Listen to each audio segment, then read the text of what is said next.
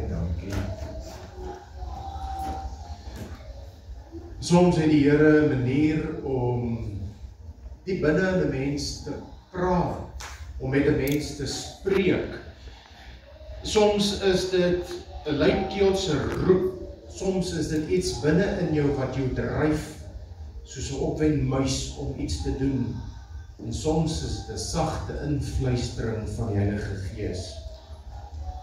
Maar hoe die Here ook al met u spreek, hoe die Here ook al met my spreek, kan ek soos oom Pieter bely, hy alleen is in beheer. Hy is ons alles. En ek weet die Here is ook u alles. Die koortjies wat ons gesing het aan my gevat. Ons kon dit nie inoefen voor die tyd nie, want die krag wat ons het is beperk en dit gaan net so lank hou en dan is dit nou daar nie heen. So dit was vir my so 'n groot verrassing wat ons sing as wat dit vir u was. Ons gaan nie die krag onnodig dreineer deur al die teksverse op die PowerPoint te sit nie. Ek sal u noem waar die skrifgedeeltes is, maar dan sal ek dit vir ons lees. Die Here het met my gepraat terwyl ek besig was om te oordink 'n gedagte wat ek met die ou jaar met u kan deel. En die Here sê vir my, of soos wat die gedagtes maar voel en werk binne in 'n mens onder die leiding van die Gees staan, dan kan 'n mens identifiseer wanneer is dit 'n gedagte uit jouself en wanneer is dit iets wat die Here vir 'n mens vertel. Mense ervaar die Here op verskillende wyse. En dit het tot my gekom dat ek selfsugtig is wanneer ek net dink aan hiernamaals. Wanneer ek net dink hoe wonderlik dit gaan wees om eendag sonder vlek en rimpel in die paradys saam met die Here te jubel en juig en in die heerlikheid van sy glans te kan lewe en beweeg en te kan sing en loof en prys. En dit is 'n groot voorreg om na uit te kan sien. Soos ons pastoor altyd sê, dit is net vir 'n mens self om te weet, is jy gered of is jy nie gered nie. As jy nie daai sekerheid het nie, gesels gerus met iemand. Die prys is klaar betaal. Jou toegangskaartjie in die hemel in, as dit die korrekte manier is om dit te beskryf, is klaar betaal. Die prys is betaal. U mag oorgee tot inkeer kom. Die Here dien, die hart vir hom gee en aan hemel toe gaan. As ek 'n titel moet aan die boodskapie sit, dan sal dit wees die broer wat nie fokus nie. Want my fokus was op die verkeerde plek gewees. My fokus was alreeds daar deur en nie in die hier en die nou nie. En die tema is, het ons 'n las vir siele? Want in myself het ek nie gedink aan broer Gert, Piet en Jan, wat saam met my werk en nog nie 'n vol oorgawe gemaak het nie. Wat wil ek in die saligheid, in die ewigheid, in die heerlikheid van die Here gaan doen? En daar's mense wat agterbly. In 'n mens se familie, in 'n mens se vriendekring, by 'n mens se werk. So ja, dit is waar ek verkeerd was en hoe ek selfsugtig was, deurdat ek nie gefokus het op die hier en nou nie. So 'n mens weet dat die dag wanneer ons oë in hiernamaals oopmaak en God is by ons en alles is volmaak, dan gaan ons nie pyne en skete hê nie. Ons gaan nie aan bande gelê word deur ons fisiese limitasies nie. Dit gaan fantasties wees. Dit is 'n wonderlike ding om na uit te sien. Maar ook net as 'n mens wederbaar is. So nou as ek eers vir my vra, wie gaan nie daar wees nie?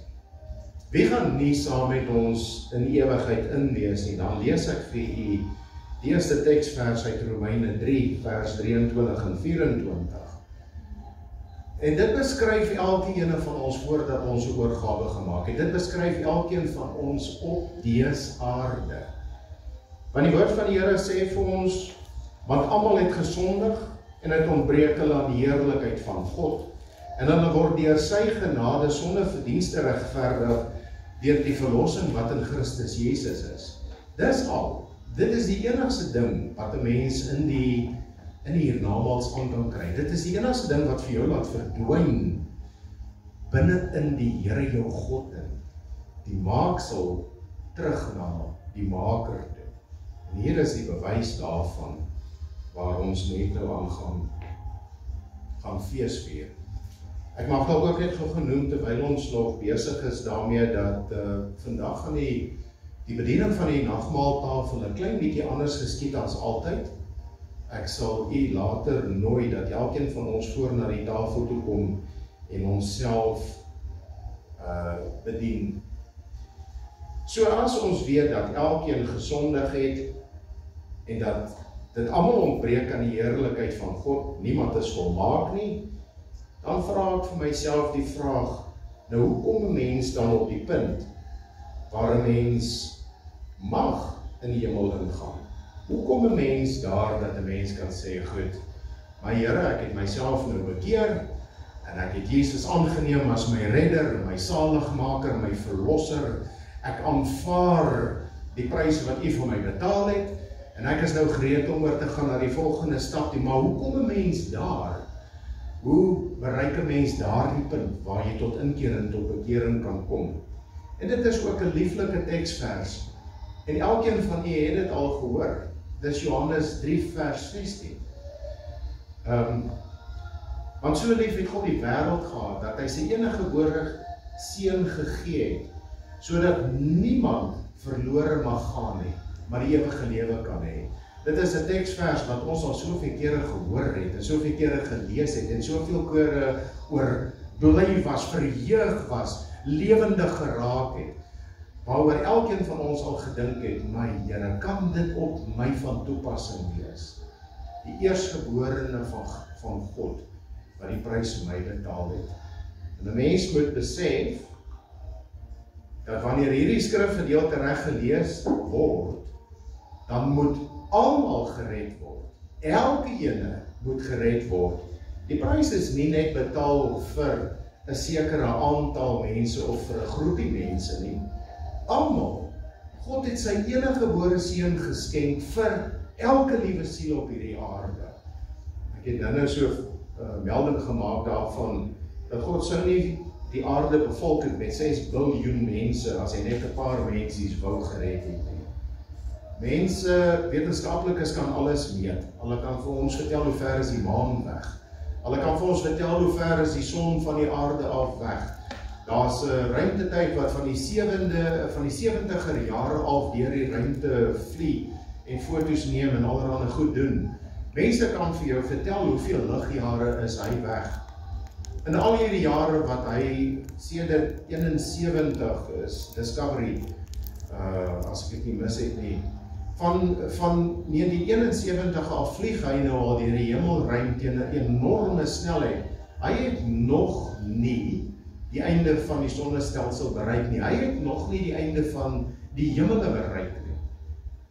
Daar is geen manier vir wetenskaplikes, vir predikante, vir enige iemand, leraars, professors, om die perke van die Here ons God vas te stel nie. Hoe hulle die afstande meet, is 'n verstommende ding. Maar niemand kan vir ons vertel hoe groot is God, hoe hoog is God, hoe wyd is God, hoe diep is God, waar strek God, waar eindig hy, waar begin hy. Die Here is soveel meer as wat ons onsself kan indink. In ons stoffelike vorm kan ons brein net doodeenvoudig nie verwerk hoe wonderbaar die Here is nie. Ek kan nie vir enige iemand se sonde boet nie. Bokke en stiere kon nie mense se sonde wegwas nie. En toe kom Christus Jesus. En hy doen dit eensklaps vir elke een van ons. En soos die woord net vir ons sê, sodat nie een mag verlore gaan nie, maar almal mag die ewige lewe hê. Christus het nie net gekom vir die Jood of die Griek, die vryman of die slaaf nie, maar vir elke ene van ons. Waar gaan ons heen? Wat gaan ons maak? Volgende skrifgedeelte wat ek wil lees, kom voor in Johannes 14, van vers 1 tot vers 3. Here Jesus is aan die woord en hy sê vir sy disippels, laat julle harte nie ontsteld word nie. Glo in God, glo ook in my. In die huis van my Vader is daar baie wonings. As dit nie so was nie, sou ek dit vir julle gesê het. Ek gaan om vir julle 'n plek te berei, en as ek gegaan het en vir julle 'n plek berei het, kom ek weer en sal julle na my toe neem, sodat julle ook kan wees waar ek is. Weereens, daai klein woordjie, baie. As 'n mens dink hoe groot is God, wat bepaal sy beskrywing van baie? Hoeveel is baie? 'n arm persoon sal sê 3 pakke mieliemeel is baie. 'n ryk man sal sê 3 karre in my garage is baie. As die Here God, skepper van alles wat onder die aarde, bo op die aarde, bo kan die aarde is, as hy sê baie, wat bedoel hy daarmee? Is dit nie genoeg om 'n mens se verstand vas te skroef, vas te draai, om jou te verbaas en verstom nie? Is 'n begrip wat elkeen vir homself moet uitwerk, maar wat vir ons baie is nie vir die Here baie nie. Wat baie vir hom is baie. En die Here sê, soos hy met ons praat, baie mense het baie plek nodig. Een gesin hier, een gesin daar, 'n biljoen gesinne. Hoeveel plek is hy nie besig om vir ons voor te berei nie? En dan sê hy, sodat nie een verlore gaan nie, maar dat almal die ewige lewe kan beerwe. Daardie baie. Christendom is nie altyd populêr nie. Christendom is nie altyd maklik nie, en daar is dinge in Christendom wat vir mense aanstoot gee. Daar is mense wat 'n probleempie het met die feit dat 'n mens moet sonde bely, en dat 'n mens die Here moet smeek om jou sonde te vergewe. Dit is ongelukkig so, en niemand is perfek nie. Ek kan van myself sê dat ek het klomp swakhede. En hoe meer 'n mens daarin skaaf en werk, hoe meer kom 'n mens agter, daar's nog ietsie. En die Here se enigste enkele aansporing aan ons is wanneer Christus sê, wees julle heilig, want ek is heilig. 'n Mens moet daaraan werk, 'n mens moet jou beywer daarvoor, jy moet fokus daarop, jy moet jouself bearbei. Soos ek nou gesê het, Gert, Piet, Jan, in die dorp, by die besigheid, by die werk, in jou verre familie, hulle mag dalk nog nie daai plekkie bereik het nie.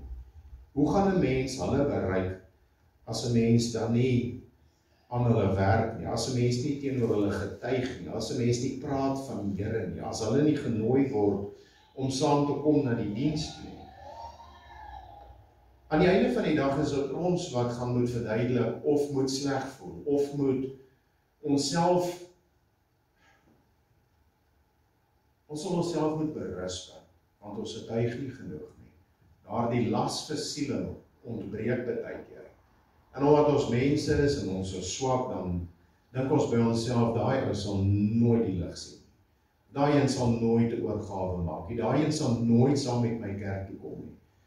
Maar die Heilige Gees is dalk besig om binne in daardie persoon te werk. Die Heilige Gees is dalk besig om aan daardie ou te skaaf en te skuur en vir hom te sê, hou net moed, jou deurbraak is naby. Ek kom om hierdie ding vir jou om te keer, te verander, om jou situasie vir jou om te draai. Ek gaan daai broer na jou toe stuur, of die Here werk aan my om daardie broer te wees. As ek nie gehoorsaam is nie, dan het my siele las my nie daartoe gedryf nie. En dan kan 'n siel verlore gaan. So dan wil ek vir u lees in Matteus 7 vers 13 en 14 oor die breë en die smal weg. Want Jesus self gesels met ons as hy hier in die woord is oor hierdie breë en die smal weg. En hy sê, gaan in deur die nou poort, want breed is die poort en wyd is die pad wat na die verderf lei, en daar's baie wat daardeur ingaan. Want die poort is nou en die pad is smal wat na die lewe lei, en daar is min wat dit vind. Laat ons dan fakkeldraers wees, deur ons voorbeeld, deur ons getuienis, deur ons uitnodigings, deur ons geselsies, fakkeldraers wees van Christus Jesus, om mense te kan wys, dat daar is 'n smal weg. Ons het dit gevind, laat ons jou lei daarop. Praat met mense, lewe 'n voorbeeld. Soos ek weer sê, dis dalk Gert, Piet en Jan. Miskien is dit iemand vir wie ons nie ken nie, wat ons kan bereik vir die koninkryk. Net deur dood eenvoudig te luister na die sagte invluistering van die Heilige Gees. Want die Gees van God is ewig trou. God is ewig trou. So onmeetbaar as wat hy is, so naby is hy aan ons, so getrou is hy aan ons. Hy hoor die versigtinge, die onuitgesproke versigtinge van 'n mens se hart. Hy ken jou gedagtes, hy ken jou wee. En 'n ding oor gedagtes, solank 'n mens stop oor die dinge van die Here, 'n mens se gedagtes het die manier om jou dade te word.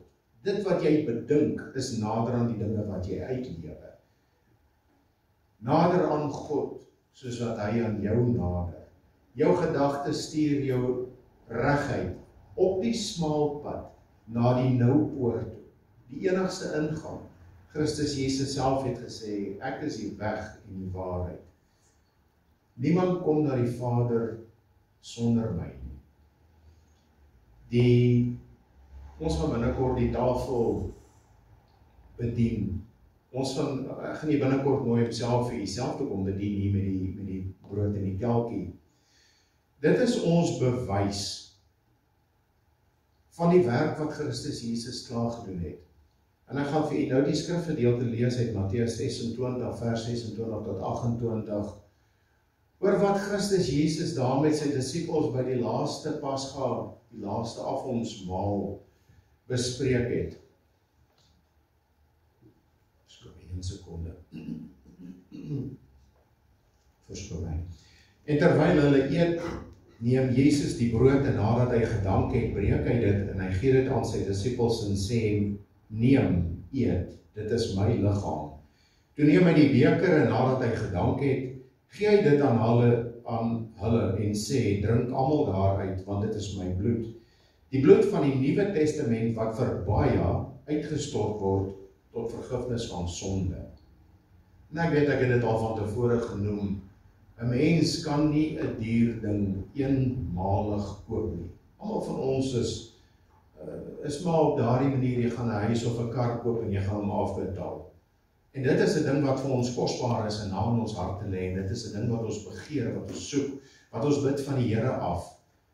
Maar vir ons het die Here Jesus Christus een enkele prys eenmaal betaal. Neem daardie prys aan.